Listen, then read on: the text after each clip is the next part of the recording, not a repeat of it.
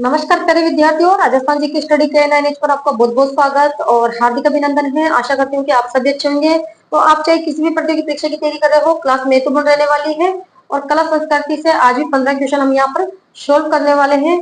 तो देख लेते हैं राजस्थान की कला संस्कृति से 15 क्वेश्चन। तो सभी विद्यार्थियों से निवेदन है कि क्लास को एक बार ज्यादा से ज्यादा शेयर कर दीजिए और फटाफट क्लास के साथ जुड़ जाइए। तो देख लेते हैं क्वेश्चन नंबर 1 क्या पूछा गया है। क्वेश्चन नंबर 1 में कि एक जैसे 9 में एक जैसे 9 महल किस किले में बने हुए हैं। किस किले में बने हुए हैं।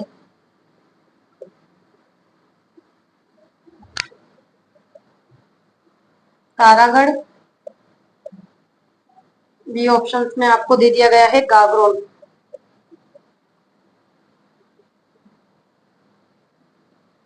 नाहरगढ़ और डी ऑप्शंस में आपको दे दिया गया है यहाँ पर चित्तौड़गढ़। बताइए क्वेश्चन नंबर 1 का राइट आंसर कि एक जैसे 9 महल किस किले में बने हुए हैं। परीक्षा में पूछा गया क्वेश्चन है ये। एक जैसे 9 महल किस किले में बने हुए हैं। तो किस किले में बने हुए हैं, नाहरगढ़ में। यहाँ राइट आंसर हमारा सी ऑप्शन हो जाएगा। और जो ये नाहरगढ़ दुर्ग है, नाहरगढ़ दुर्ग या किला, ये कहाँ पर है, जयपुर में। ठीक है। और नाहरगढ़ जो किला है इसका निर्माण किसके द्वारा करवाया गया है। क्वेश्चन बनकर आ सकता है कि जो नाहरगढ़ किला है इसका जो निर्माण है वे किसके द्वारा करवाया गया था, बताइए। तो इसका निर्माण करवाया था सवाई जयसिंह के द्वारा। सवाई जयसिंह ने करवाया था। इसका निर्माण कब करवाया था, 1734 में। ठीक है। और जो नाहरगढ़ का किला है इसका अन्य क्या नाम है और किस नाम से जाना जाता है, ये बताइए। सुदर्शनगढ़ के नाम से। क्वेश्चन बनकर आ सकता है कि सुदर्शनगढ़ के किले के नाम से कौन सा किला जाना जाता है, तो नाहरगढ़ का। और ये जयपुर में स्थित है। इसका निर्माण सवाई जयसिंह के द्वारा 1734 में करवाया गया था। एक जैसे जो 9 महल है ये नाहरगढ़ के किले में ही है। लेकिन क्वेश्चन बनकर आ सकता है कि एक जैसे 9 महलों का निर्माण किसके द्वारा करवाया गया था, बताइए। एक जैसे 9 महल का निर्माण कौन से शासक ने करवाया, तो वो करवाया था माधो सिंह द्वितीय।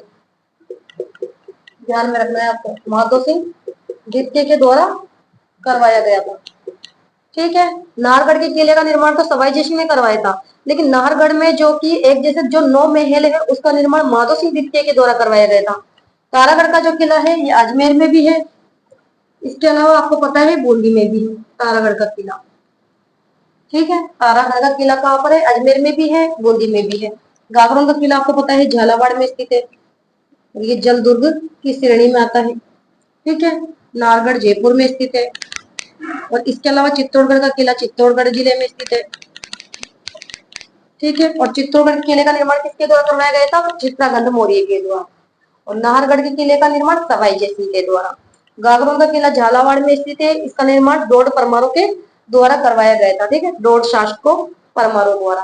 तारागढ़ का किला एक अजमेर में भी स्थित है और इसका निर्माण करवाया था अजय राज ने।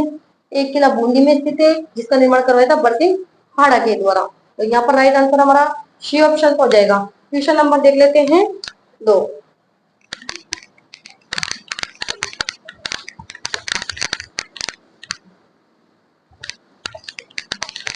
क्वेश्चन नंबर 2 क्या पूछा गया है। क्वेश्चन नंबर 2 में कि पंसारी की हवेली,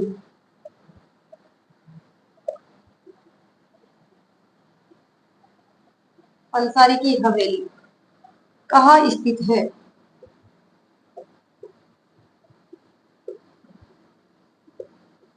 चार ऑप्शन दे दिए गए हैं आपको यहाँ पर।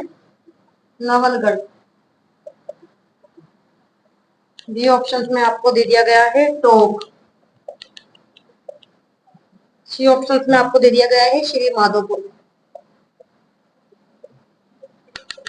डी ऑप्शन में आपको यहाँ दे दिया गया है चिड़ावा। बताइए क्वेश्चन नंबर 2 का राइट आंसर क्या करोगे। आपकी पंसारी की हवेली कहाँ स्थित है। हवेली वाला टॉपिक कंप्लीट करवा दिया है मैंने। तो बताइए पंसारी की हवेली कहाँ पर स्थित है। सीकर में तो है लेकिन कहाँ पर है। बताइए, श्री माधोपुर। या राइट आंसर हमारा सी ऑप्शन हो जाएगा। सीकर के अंदर कौन कौन सी हवेली है बताइए? एक तो पंसारी की हवेली, पंसारी की हवेली, और ये पंसारी की हवेली कहाँ पर है? श्री माधोपुर सीकर, ये भी ध्यान में रखना है आपको। ये श्री माधोपुर सीकर में है। इसके अलावा राठी हवेली, जो ये राठी हवेली है ये भी सीकर में है, लेकिन कहाँ पर? सीकर के अंदर कहाँ पर है? लक्ष्मणगढ़। कहाँ पर है? लक्ष्मणगढ़, सीकर। या फिर सिंघानिया की हवेली,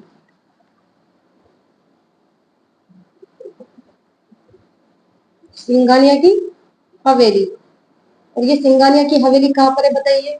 फतेहपुर सीकर। तो ये जो तीनों हवेली है सीकर में है, ठीक है। पंसारी की हवेली, या फिर सिंघानिया की हवेली, या इसके अलावा राठी हवेली सीकर के अंदर। इसके अलावा चिड़ावा, चिड़ावा में तो कौन सी हवेली है बताइए मुझे? चिड़ावा झुंझुनू, इसमें कौन सी हवेली है? बगड़िया की हवेली, ठीक है, बगड़िया की हवेली। क्वेश्चन बनकर आ जाएगी बगड़िया की हवेली है तो चिड़ावा झुंझुनू में। इसके अलावा टॉप में आपको पता है सुनहरी कोठी है, सुनहरी कोठी टॉप में, ठीक है। और नवलगढ़ में कौन सी हवेली है बताइए आप? नवलगढ़ झुंझुनू, कौन सी हवेली है? पोद्दार की हवेली। पोद्दार की जो हवेली है नवलगढ़ झुंझुनू में स्थित है। इसके अलावा क्वेश्चन बनकर आ सकता है कि सोने चांदी की हवेली है, कहाँ पर है बताइए? सोने चांदी की हवेली, सोने चांदी की हवेली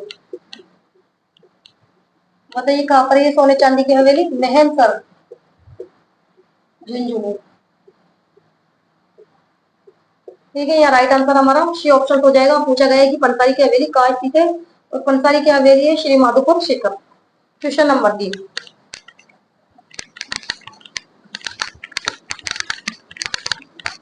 एग्जाम के अंदर क्वेश्चन यहाँ से पूछे जाते हैं। हवेली, छतरी, बावड़ी या महल से संबंधित कोई एक क्वेश्चन पूछा जाता है। क्वेश्चन नंबर देख लेते हैं 3, क्या पूछा गया है क्वेश्चन नंबर 3 में आपसे? कि निम्न में से कौन सा असत्य है? निम्न में से कौन सा असत्य है? 4 ऑप्शन दे दिए गए आपको यहाँ पर। तेजाजी मेला, भाद्रपद शुक्ल दशमी,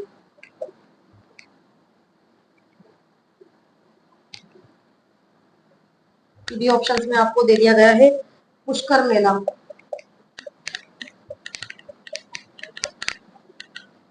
आश्विन पूर्णिमा,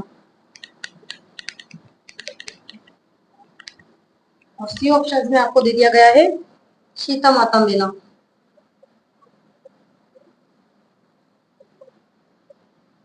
ज्येष्ठ अमावस्या, और डी ऑप्शन में आपको क्या दे दिया गया है यहाँ? केला देवी मेला,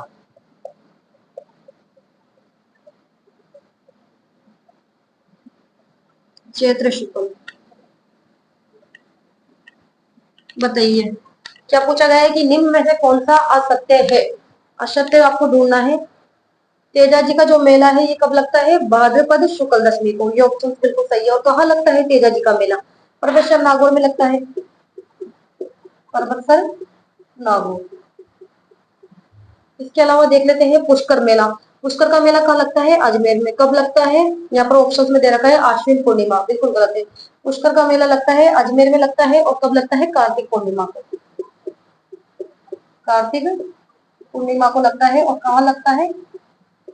अजमेर, पुष्कर, ठीक है। सीता माता का मेला ज्येष्ठ अमावस्या, सही है बिल्कुल। सीता माता का मेला या सीताबाड़ी का मेला लगता है ज्येष्ठ अमावस्या को। और कहाँ लगता है सीता माता का मेला? प्रतापगढ़। इसके अलावा केला देवी का मेला चैत्र शुक्ल पक्ष में लगता है, ये ऑप्शन भी बिल्कुल सही है। और केला देवी का मेला कहाँ लगता है? करोल, ठीक है। यहाँ पर क्या पूछा गया है कि निम्न में से कौन सा आ सकते हैं? यहाँ बी ऑप्शन आ सकते हैं। जो पुष्कर मेला है ये अजमेर में लगता है, लेकिन अश्विन पूर्णिमा को नहीं लगता है, कार्तिक पूर्णिमा को लगता है। अश्विन पूर्णिमा को तो कौन सी पूर्णिमा मनाई जाती है बताइए? शरद पूर्णिमा। क्वेश्चन बनकर आ सकता है कि शरद पूर्णिमा मनाई जाती है। शरद जो पूर्णिमा है ये अश्विन पूर्णिमा को मनाई जाती है, अश्विन पूर्णिमा को। ठीक है, तो यहाँ राइट आंसर हमारा बी ऑप्शन हो जाएगा। क्वेश्चन नंबर देख लेते हैं 4।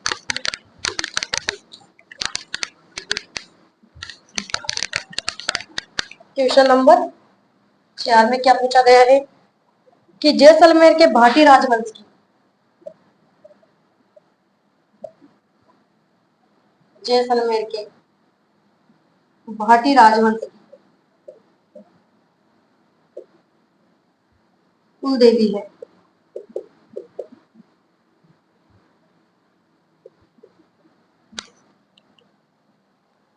यहाँ पर आपको ऑप्शन दे दी गए हैं। स्वांगिया माता। बी ऑप्शंस में आपको दिया गया है तनोडिया माता, तनोडिया माता। और सी ऑप्शंस में आपको यहाँ दे दिया गया है आवड़ी माता, और डी ऑप्शन में आपको दे दिया गया है लटियाल माता।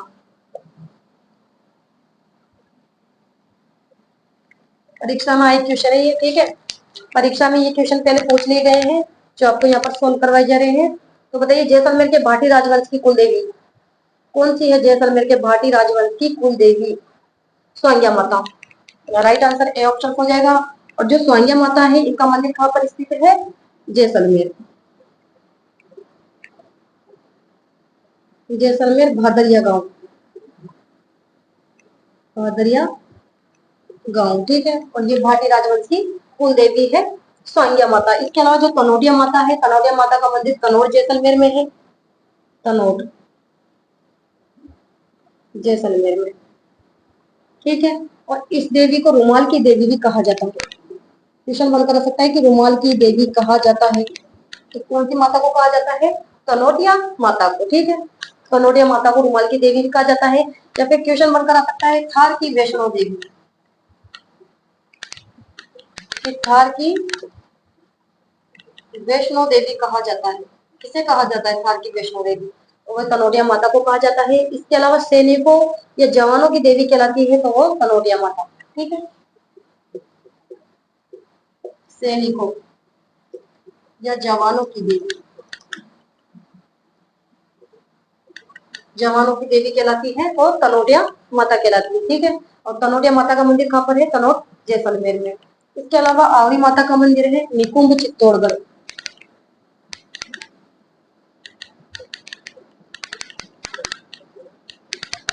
आवड़ी माता का मंदिर कहाँ पर है? निकुंभ चित्तौड़गढ़ में है। और आवड़ी माता के मंदिर में कौन से व्यक्तियों का इलाज किया जाता है? ट्यूशन बनकर आ सकता है। और लकवाग्रस्त व्यक्तियों का इलाज किया जाता है इस मंदिर में,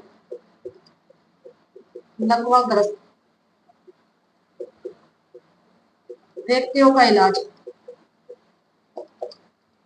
होता है। ट्यूशन बनकर आ सकता है कि लकवाग्रस्त व्यक्तियों का इलाज किया जाता है कौन से माता के मंदिर में? तो आवरी माता के मंदिर में। और ये कहाँ पर स्थित है? निकुंभ चित्तौड़गढ़ में। लटियाल जो माता का मंदिर है फलोदी जिले में स्थित है, लटियाल माता का मंदिर फलोदी में स्थित है। और जो लटियाल माता है ये किस वंश की कुल देवी है बताइए? लटियाल माता कल्ला ब्राह्मणों की। क्वेश्चन बनकर आ सकता है कि लटियाल माता किस वंश की कुल देवी है? तो ये है कल्ला ब्राह्मण,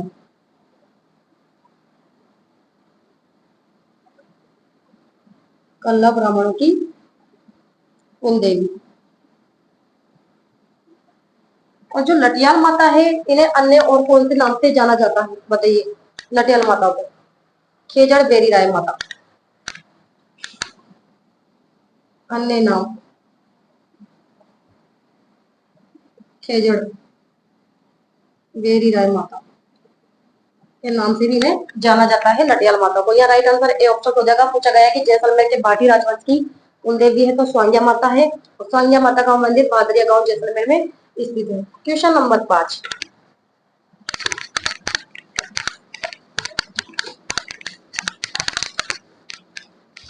क्वेश्चन नंबर 5 देख लेते हैं क्या पूछा गया है। क्वेश्चन नंबर 5 में आपसे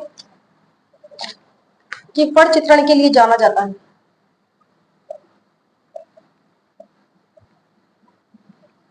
फड़ चित्रण के लिए जाना जाता है। यहाँ पर आपको नाम दे दिए गए हैं, चित्तौड़गढ़।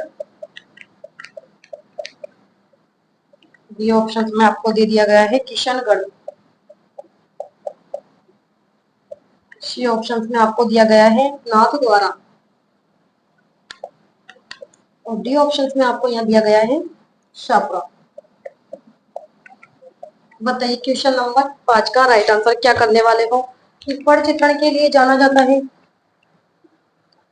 बताइए। फड़ चित्रण के लिए जाना जाता है शाहपुरा, भीलवाड़ा। या राइट आंसर डी ऑप्शन हो जाएगा। ठीक है, फड़ चित्रण के लिए जाना जाता है शाहपुरा, भीलवाड़ा। और फड़ के जो प्रसिद्ध है कलाकार वे कौन है? बताइए मुझे, फड़ के प्रसिद्ध कलाकार, इसके प्रसिद्ध कलाकार कौन है? श्रीलाल जोशी। श्रीलाल जोशी। ठीक है, क्वेश्चन बनकर आ सकता है कि फड़ के प्रसिद्ध कलाकार हैं तो श्रीलाल जोशी। और इन्हें 2006 में जो कि पद्मश्री पुरस्कार से नवाजा गया था। 2006 में पद्मश्री पुरस्कार से नवाजा गया था। ठीक है, इसके अलावा जो कि नाथद्वारा किसके लिए जाना जाता है? बताइए, पिछवाइयों के लिए। कई बार ये क्वेश्चन भी पूछा गया है कि पिछवाइयों के लिए प्रसिद्ध है, पिछवाइयों के लिए। तो पिछवाइयों के लिए नाथद्वारा राज सम्मान प्रसिद्ध है। किशनगढ़ किसके लिए जाना जाता है? बताइए, किशनगढ़ अजमेर। तो ये जाना जाता है मिनीएचर पेंटिंग्स के लिए। मिनीएचर पेंटिंग्स के लिए जाना जाता है किशनगढ़ अजमेर। इसके अलावा चित्तौड़गढ़ जाना जाता है किस कला के लिए? जाना जाता है चित्तौड़गढ़ कावड़ कला के लिए। चित्तौड़गढ़ जाना जाता है कावड़ कला के लिए। कावड़ कला के लिए चित्तौड़गढ़। बस्ती कावड़ कला के लिए जाना जाता है, तो कावड़ कला के लिए बस्ती चित्तौड़गढ़ जाना जाता है। और किशनगढ़ जाना जाता है मिनीएचर पेंटिंग्स के लिए। पिछवाइयों के लिए जाना जाता है नाथद्वारा राजसम्मान। और फड़ के लिए जाना जाता है शाहपुरा, भीलवाड़ा। और इसके प्रसिद्ध कलाकार का कौन है? श्रीलाल जोशी, जिन्हें 2006 में पद्मश्री पुरस्कार से नवाजा गया था। क्वेश्चन नंबर 6 क्या पूछा गया है?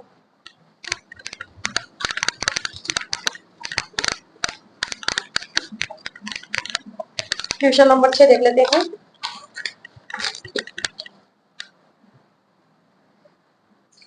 कि निम्न में से युगल नृत्य है?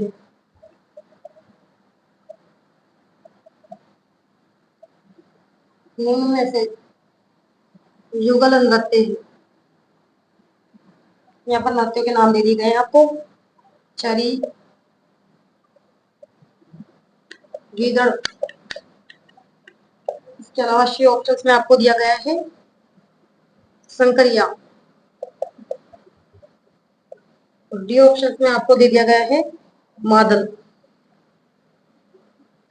बताइए क्वेश्चन नंबर 6 का राइट आंसर कि निम्न में से युगल नृत्य है। निम्न में से युगल नृत्य है। युगल का मतलब स्त्री और पुरुषों के द्वारा किया जाने वाला नृत्य। तो कौन सा युगल नृत्य है? 4 ऑप्शन है आपके पास। संकरिया नृत्य, या राइट आंसर सी ऑप्शन हो जाएगा। और संकरिया नृत्य किस जाति के द्वारा किया जाता है? कालबेलिया।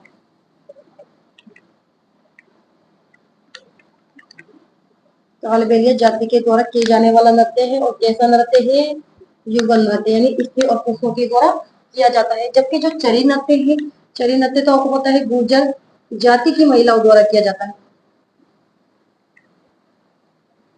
गुर्जर जाति की महिला द्वारा, यानी स्त्री प्रधान नृत्य है चरी नृत्य। और गीदड़ नृत्य शेखावटी पुरुषों द्वारा किया जाता है। शेखावाटी पुरुषों द्वारा किए जाने वाला नृत्य है। और मादल नृत्य गरासिया जनजाति के द्वारा, गरासिया जनजाति द्वारा किया जाता है मादल नृत्य। और मादल किस प्रकार का नृत्य है? तो मादल है स्त्री प्रधान नृत्य। ठीक है, स्थिर परिमाण मृत्यु। यहाँ पर तो युगल नृत्य के बारे में पूछा गया है कि निम्न में से युगल नृत्य है तो संकरिया नृत्य, तो कालबेलिया जाति के द्वारा किया जाता है, स्त्रियों और पुरुषों के द्वारा। Question number 7।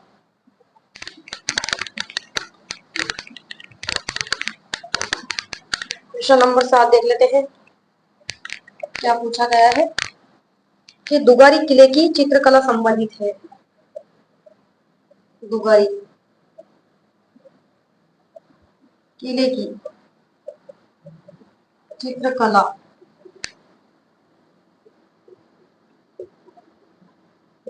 संबंधित है। ऑप्शंस दे दिया गया है आपको यहाँ पर। अलवर शैली,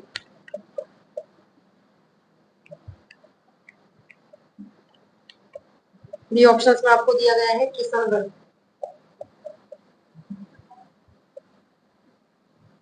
सी ऑप्शंस में आपको दे दिया गया है बूंदी शैली,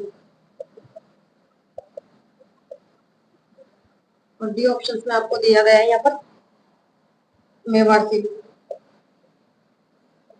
बताइए क्वेश्चन नंबर 7 का राइट आंसर क्या करोगे कि दुगारी किले की चित्रकला संबंधित है। बताइए किससे संबंधित है दुगारी किले की चित्रकला, बूंदी शैली से। राइट आंसर हमारा सी ऑप्शन हो जाएगा। अलवर शैली का संबंध तो कौन से स्कूल से है बताइए। अगर क्वेश्चन बनकर आ जाए कि अलवर शैली का संबंध कौन से स्कूल से है तो क्या करोगे फिर आप। ढूंढाड़, ढूंढाड़ कल बताया था मैंने आपको, ढूंढाड़ स्कूल से। ठीक है, और किशनगढ़ शैली का संबंध है मारवाड़ स्कूल से। ठीक है, और बूंदी शैली का संबंध है हाड़ौती स्कूल से, हाड़ौती स्कूल से। ठीक है, तो ढूंढाड़ स्कूल के अंतर्गत कौन कौन सी शैली आती है। एक तो आती है इनके अंतर्गत जयपुर, आमेर, उनियारा, अलवर और शेखावटी शैली। शेखावटी शैली इनका संबंध किससे है तो ढूंढाड़ स्कूल से है। मारवाड़ स्कूल के अंतर्गत कौन कौन सी शैली आती है। एक तो आती है जैसलमेर, इसके अलावा बीकानेर, जोधपुर, किशनगढ़, इसके अलावा अजमेर और नागौर, नागौर शैली। ये किसके अंतर्गत आती है मारवाड़ स्कूल के अंतर्गत ये शैलियां। इसके अलावा हाड़ौती स्कूल के अंतर्गत कौन कौन सी शैली आती है। एक तो कोटा शैली, बूंदी शैली और झालावाड़ शैली। कोटा, बूंदी शैली, इसके अलावा झालावाड़ और दुगारी शैली। दुगारी शैली ये आती है हाड़ौती स्कूल के अंतर्गत। ठीक है, मेवाड़ शैली के अंतर्गत या फिर मेवाड़ स्कूल के अंतर्गत कौन सी शैली आती है तो इसके अंतर्गत आती है उदयपुर, नाथद्वारा, उदयपुर शैली या फिर नाथद्वारा या फिर देवगढ़ या फिर चावल। चावल शैली का संबंध किस स्कूल से है तो मेवाड़ स्कूल से। ठीक है, तो यहाँ राइट आंसर सी ऑप्शन हो जाएगा। पूछा गया है कि दुबारी किले की चित्रकला संबंधित है बूंदी शैली से। ठीक है, या फिर क्वेश्चन बनकर आ सकता है कि इसका संबंध किस स्कूल से है तो आपको ध्यान में रखना है हाड़ौती स्कूल से। ठीक है, हाड़ौती स्कूल के अंतर्गत ये शैली आती है कोटा, बूंदी, झालावाड़ और दुबारी शैली। यहाँ राइट आंसर सी ऑप्शन हो जाएगा। क्वेश्चन नंबर देखते हैं 8।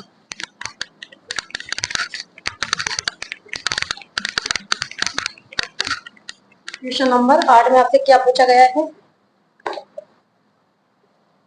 कि गमेती निम्न में से किस जनजाति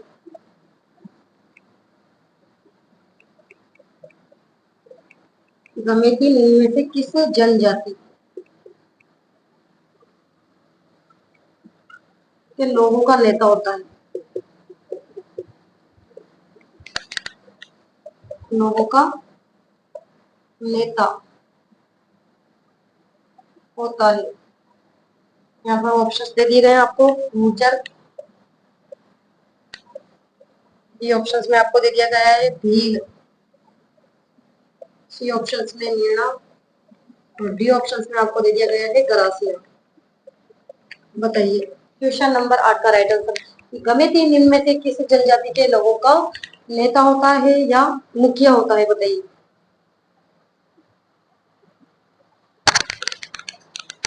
तो ये होता है भील जाति का, भील जनजाति का मुखिया। ठीक है,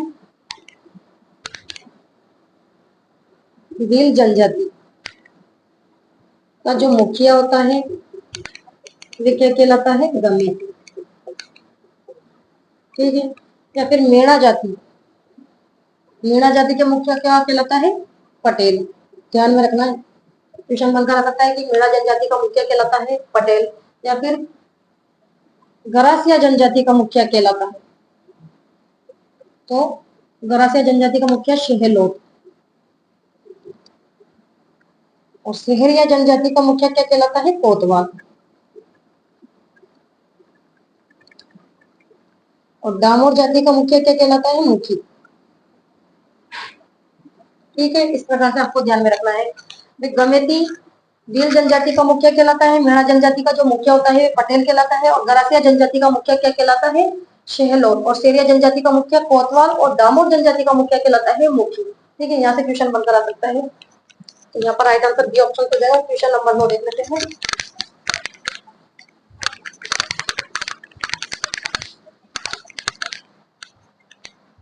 क्वेश्चन नंबर 9 क्या पूछा गया है कि निम्न में से तत्ववादी यंत्र नहीं है?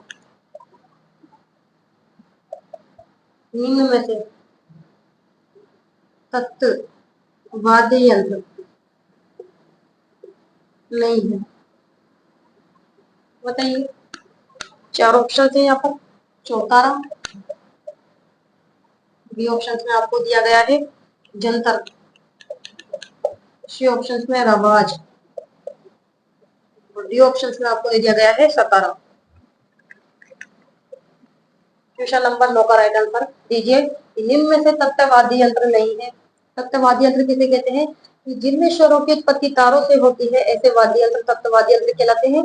तो क्या पूछा गया है कि निम्न में से तत्ववादी यंत्र नहीं है? बताइए। यहाँ पर राइट आंसर डी ऑप्शन हो जाएगा सतारा। सतारा किस प्रकार का वाद्य यंत्र है? सुशीर वाद्य यंत्र, सुशीर वाद्य यंत्र। और सुशीर वाद्य यंत्र किसे कहते हैं? कि जिनमें स्वरों की उत्पत्ति फूंक मारने से होती है ऐसे वाद्य यंत्र सुशीर वाद्य यंत्र कहलाते हैं। और जो सतोर सतारा है ये अलगोजा, बांसुरी और सहनाई तीनों का मिश्रण है। ठीक है, अलगोजा, बांसुरी और सहनाई। अलगोजा, इसके अलावा बांसुरी और सहनाई ये कैसे वाद्य यंत्र है? अलगोजा, बांसुरी और सहनाई ये भी सुशीर वाद्य यंत्र है। ठीक है, जबकि चौथा रवाज और जंतर ये कैसे वाद्य यंत्र है? तत्व वाद्य यंत्र, तत्व वाद्य यंत्र। और सतारा है सुशीर वाद्य यंत्र। तो यहाँ पर यही पूछा गया कि निम्न में से तत्व वाद्य यंत्र नहीं है सतारा। क्वेश्चन नंबर 10 ये वाला टॉपिक भी मैंने आपको कंप्लीट करवा दिया है। ठीक है, वाद्य यंत्र। क्वेश्चन नंबर देख लेते हैं 10 क्या पूछा गया है कि मारवाड़ी बोली में, मारवाड़ी बोली के साहित्यिक रूप को कहा जाता है?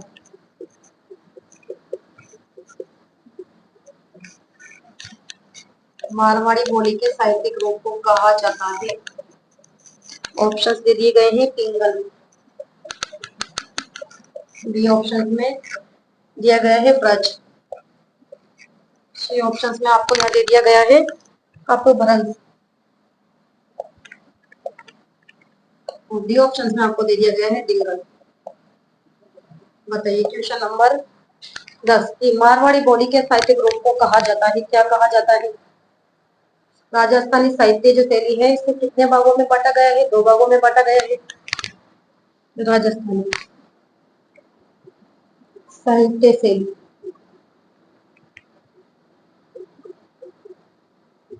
राजस्थानी जो साहित्य शैली है इसको दो भागों में विभक्त किया गया है। एक तो किया गया है डिंगल में और दूसरा किया गया है तिंगल में। ठीक है, ये बता चुकी हूँ मैं आपको। और डिंगल क्या है? डिंगल है पश्चिमी राजस्थान का साहित्य रूप, पश्चिमी राजस्थानी का साहित्य रूप। और जो डिंगल है इस पर कौन सी भाषा का प्रभाव होता है? तो मारवाड़ी का, इस पर होता है मारवाड़ी का प्रभाव। जबकि पिंगल क्या है? पिंगल क्या है? पूर्वी राजस्थानी का साहित्य रूप। पिंगल है पूर्वी राजस्थानी का साहित्य रूप, साहित्य रूप। और इस पर कौन सी भाषा का प्रभाव होता है? ब्रज भाषा का। वेरी वेरी इंपॉर्टेंट है, ब्रज भाषा का प्रभाव। क्वेश्चन यूं भी बनकर आ सकता है कि ब्रज भाषा का प्रभाव है कौन सी शैली पर? तो पिंगल आपको ध्यान में रखना है। यहाँ पर पूछा गया है कि मारवाड़ी बोली के साहित्यिक रूप को कहा जाता है, और मारवाड़ी भाषा का प्रभाव कौन सी शैली पर है? डिंगल पर। ठीक है, और ब्रज भाषा का प्रभाव है पिंगल पर। और पश्चिमी राजस्थानी का साहित्य रूप कहलाता है तो डिंगल, और पूर्वी राजस्थानी का साहित्य रूप कहलाता है तो पिंगल। ठीक है, तो यहाँ पर क्या पूछा गया? मारवाड़ी बोली के साहित्य रूप को कहा जाता है तो डिंगल। यहाँ राइट आंसर डी ऑप्शन हमारा हो जाएगा। ठीक है, क्वेश्चन नंबर देख लेते हैं 11।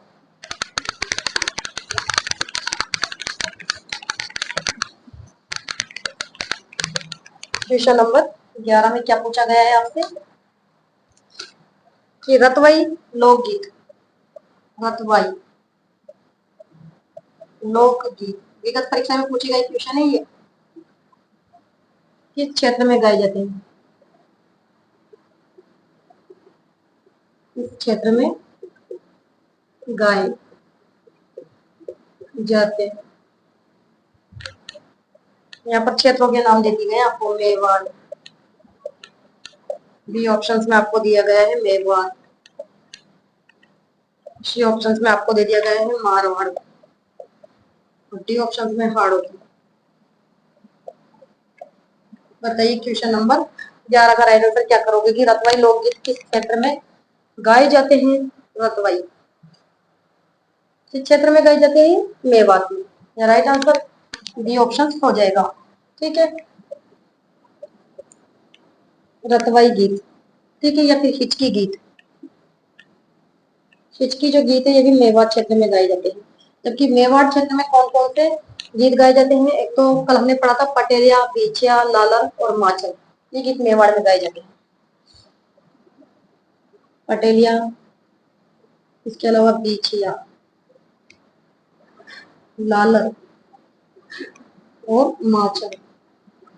ये गीत कहाँ के प्रसिद्ध है? मेवाड़ क्षेत्र के प्रसिद्ध है। और मारवाड़ का जो प्रसिद्ध गीत है वे गोरबल है। इसके अलावा हाड़ौती का बिछुड़ो गीत, बिछुड़ो गीत क्वेश्चन बनकर आ सकता है कि बिछुड़ो गीत किस क्षेत्र का प्रसिद्ध गीत है? तो हाड़ौती क्षेत्र का प्रसिद्ध गीत है। क्वेश्चन नंबर 12 देख लेते हैं। Right answer B option.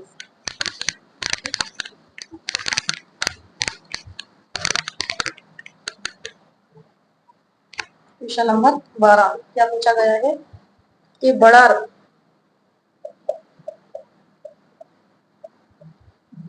भोज किस अवसर पर रखा जाता है?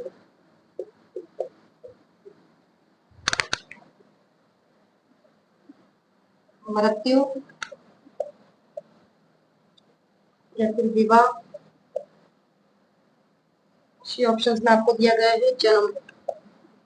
डी ऑप्शन में आपको दे दिया गया है उत्सवों के समय, उत्सवों के समय। बताइए क्वेश्चन नंबर 12 का राइट आंसर कि बड़ार भोज किस अवसर पर रखा जाता है? राजस्थान के रीति रिवाज एवं प्रथाएं वाला टॉपिक भी मैंने कंप्लीट करवा दिया है। तो बताइए क्वेश्चन नंबर 12 का राइट आंसर बड़ार का भोज तो ये रखा जाता है विवाह के अवसर पर।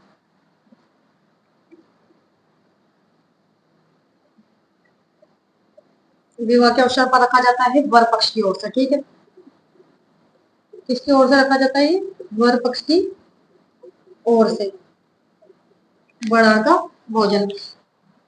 इसके अलावा मृत्यु, मृत्यु से संबंधित तो कौन कौन सी प्रथा है? एक तो मोशर है, जोतर है, इसके अलावा पानीवाड़ा है, सातरवाड़ा। ठीक है, मोसर या जोसर। क्वेश्चन बनकर आ जाएगी मौसर जोसर का संबंध कौन से है, ठीक है। तो इसका संबंध है मृत्यु से, ठीक है। मौसर जोसर या फिर सातरवाड़ा या फिर पानी वाला,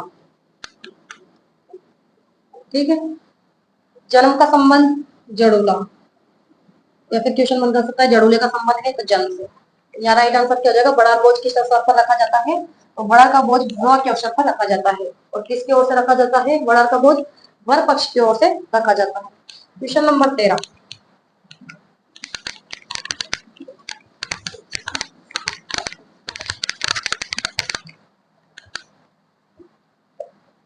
क्वेश्चन नंबर 13 में क्या पूछा गया है कि मोटड़े की पगड़ी पहनी जाती है। मोटड़े की पगड़ी पहनी जाती है, ठीक है। यहाँ पर ऑप्शंस में आपको दे दिया गया है होली, बी ऑप्शंस में आपको दे दिया गया है श्रावण, सी ऑप्शंस में आपको दिया गया है संक्रांति, और डी ऑप्शंस में आपको दे दिया गया है विवाह उत्सव। विवाह उत्सव। बताइए क्वेश्चन नंबर 13 का राइट आंसर कि मोटड़े की पगड़ी पहनी जाती है, कौन से अवसर पर पहनी जाती है मोटड़े की पगड़ी। एक तो होती है मोटड़े की पगड़ी, इसके अलावा एक होती है मदिर की पगड़ी, ठीक है। मोटड़े की जो पगड़ी है, मोटड़े या मिठड़े की जो पगड़ी होती है, ये पहनी जाती है विवाह के अवसर पर, और मदिर की पगड़ी पहनी जाती है दशहरे के अवसर पर। कंफ्यूज नहीं होना है, मोटड़े की पगड़ी विवाह के अवसर पर और मदिर की जो पगड़ी है वे दशहरे के अवसर पर। यहाँ से याद रख लेना, दशहरा, ठीक है। इसके अलावा फूल पत्तों की पगड़ी, होली के अवसर पर तो पहनी जाती है कौन सी पगड़ी, फूल पत्तों की। होली के अवसर पर पहनी जाती है फूल पत्तों की पगड़ी। और श्रावण के महीने में कौन सी पगड़ी पहनी जाती है, लेहरिया की पगड़ी। और ये लेहरिया की पगड़ी तीज पर भी पहनी जाती है, लेहरिया की पगड़ी, ठीक है। या फिर केसरिया पगड़ी, केसरिया जो पगड़ी होती है वे युद्ध के समय पर, युद्ध के समय पर कौन सी पगड़ी पहनी जाती है, तो केसरिया रंग की पगड़ी। या फिर सफेद जो पगड़ी होती है वे शोक, सफेद जो पगड़ी होती है वे शोक के अवसर पर, शोक के अवसर पर, ठीक है। ये पगड़ी संबंधित कुछ क्वेश्चन है। तो मोटड़े की पगड़ी पहनी जाती है, तो मोटड़े की जो पगड़ी है विवाह के अवसर पर पहनी जाती है। मदिर की पगड़ी दशहरे के अवसर पर पहनी जाती है। फूल पत्तों की जो पगड़ी है ये होली के अवसर पर पहनी जाती है। और लेहरिया की पगड़ी तीज के अवसर पर, ये सावन के महीने में पहनी जाती है, ठीक है। क्वेश्चन नंबर देख लेते हैं 14,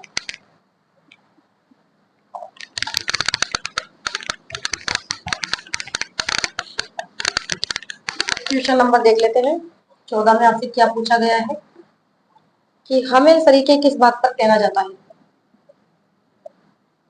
हमें सरीखे किस बात पर पहना जाता है, ऑप्शन दे दिए गए यहाँ पर आपको, हाथ, गला, पैर, और डी ऑप्शन में आपको दे दिया गया है कमर। बताइए क्वेश्चन नंबर 14 की हमें सरीखे किस भाग पर पहना जाता है। आभूषण वाला टॉपिक भी कंप्लीट करवा दिया है।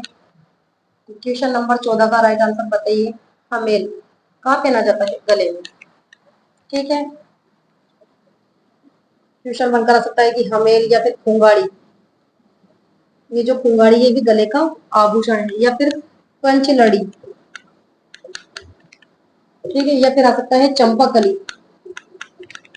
ये भी गले में पहने जाने वाला आभूषण है, ठीक है। चंपाकली या पंचलड़ी या कुंवाड़ी या हमेल कहाँ के आभूषण है। या फिर चंदन हार, तो ये है गले के आभूषण, ठीक है। हाथों के, पैरों के और कमर के आभूषण में पहले भी बता चुकी हूँ, या तो राइट आंसर हमारा बी ऑप्शन हो जाएगा। क्वेश्चन नंबर देख लेते हैं लास्ट 15,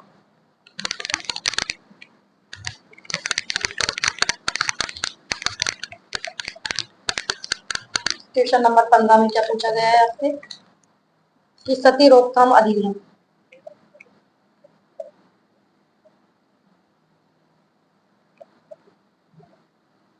सती रोकथाम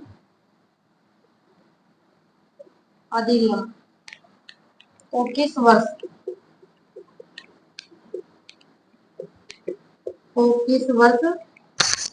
राजस्थान सरकार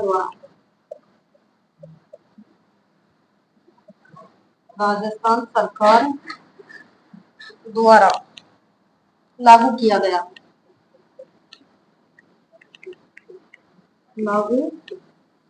वेरी वेरी इंपॉर्टेंट क्वेश्चन है। यहाँ पर आपको नाम दे दिए गए हैं 1988, 1956, सी ऑप्शंस में 1987 और डी ऑप्शंस में आपको दे दिया गया है 1985। बताइए क्वेश्चन नंबर 15 का राइट आंसर। सती रोकथाम अधिनियम को किस वर्ष राजस्थान सरकार द्वारा लागू किया गया? सती रोकथाम अधिनियम, सती रोकथाम अधिनियम ये राजस्थान सरकार द्वारा कब लागू किया गया था? राजस्थान सरकार द्वारा 1987। ठीक है, सती प्रथा को रोकथाम करने के लिए या रोक लगाने के लिए कानून बना दिया गया था कब? राजस्थान सरकार द्वारा 1987 में। यहाँ राइट आंसर सी ऑप्शन हो जाएगा। लेकिन सती प्रथा पर रोक लगाने वाली प्रथम रियासत कौन सी थी? क्वेश्चन बनकर आ जाएगी सती प्रथा पर रोक लगाने वाली प्रथम रियासत तो कौन सी रियासत थी? बूंदी, जिसके द्वारा कब रोक लगाई गई थी सती प्रथा पर? बताइए 1822 में। और उसके बाद बूंदी तो प्रथम रियासत थी और दूसरी रियासत कौन सी थी? बताइए। अगर क्वेश्चन बनकर आ जाएगी सती प्रथा पर रोक लगाने वाली राजस्थान की दूसरी रियासत थी, प्रथम तो बूंदी थी और दूसरी कौन सी थी? जोधपुर। तो जोधपुर के द्वारा रोक कब लगाई गई थी? 1830 में। और तीसरी रियासत थी जयपुर, जयपुर के द्वारा 1844 में। ठीक है, यहाँ से भी क्वेश्चन बनकर आ सकता है एग्जाम के अंदर कि सती प्रथा पर रोक लगाने वाली प्रथम रियासत थी बूंदी या फिर दूसरी थी जोधपुर। जोधपुर के द्वारा कब रोक लगाई गई थी? 1830 में। और बूंदी के द्वारा 1822 में। और जयपुर के द्वारा 1844 में। यहाँ क्वेश्चन के अकॉर्डिंग हमारा राइट आंसर सी ऑप्शन हो जाएगा। तो आज के 15 क्वेश्चन हमने सोल्व कर लिए हैं। आज की क्लास को भी यही समाप्त करती हूँ। क्लास अगर आपको अच्छी लगी हो तो लाइक करो, शेयर करो और चैनल पर अगर पहली बार आए हो तो चैनल को सब्सक्राइब करना ना भूले। तो नेक्स्ट क्लास में मिलते हैं, तब तक के लिए धन्यवाद। Thank you so much.